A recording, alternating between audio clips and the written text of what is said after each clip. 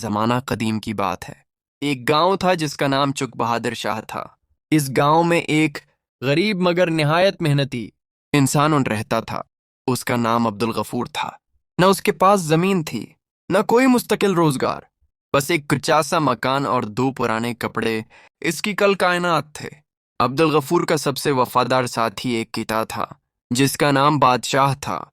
وہ ہر وقت اس کے ساتھ رہتا، اس کے دکھ سکھ کا ساتھی تھا۔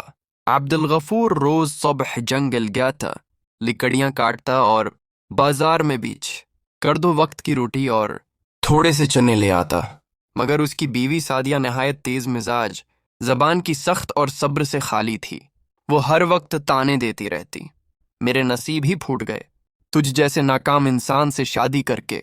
ایک دن عبدالغفور تھکا ہارا گھر لوٹا تو سعدیہ دہلیز پر کھڑی تھی، آنکھوں میں غصہ لیے چیخی، نکل جاؤ میرے گھر سے، منحوس انسان، تمہارا چہرہ بھی نہیں دیکھنا۔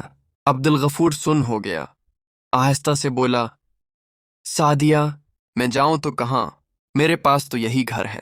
سعدیہ غرائی، جاؤ اپنے کتے کے ساتھ رہو، وہ تم سے بہتر ہے۔ عبدالغفور نے ایک پرانا کپڑا، تھوڑا سا راشن سمیٹا، بادشاہ کو آواز دی اور گاؤں چھوڑ دیا۔ گاؤں کے آخری کنارے پر ایک پرانا برگد کا درخت تھا۔ وہ وہاں بیٹھ گیا، آسمان کی طرف دیکھا اور کہا، یا اللہ، اگر دنیا نے مجھے ٹھکرا دیا ہے تو اپنا در بند نہ کرنا۔ وہ اور بادشاہ ویران راستوں پر چلتے رہے، یہاں تک کہ ایک ٹوٹا پھوٹا کچا کمرہ نظر آیا۔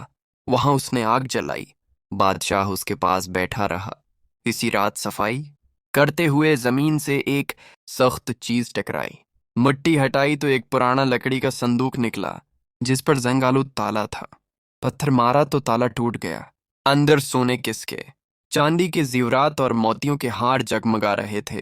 عبدالغفور کانپتے ہاتھوں سے بیٹھ گیا، یا اللہ، یہ خواب ہے یا تو نے میری فریاد سن لی۔ صبح ہوتے ہی اس نے صندوق دوبارہ دفن کر دیا، چند سکے لیے اور بازار کی طرف چل پڑا۔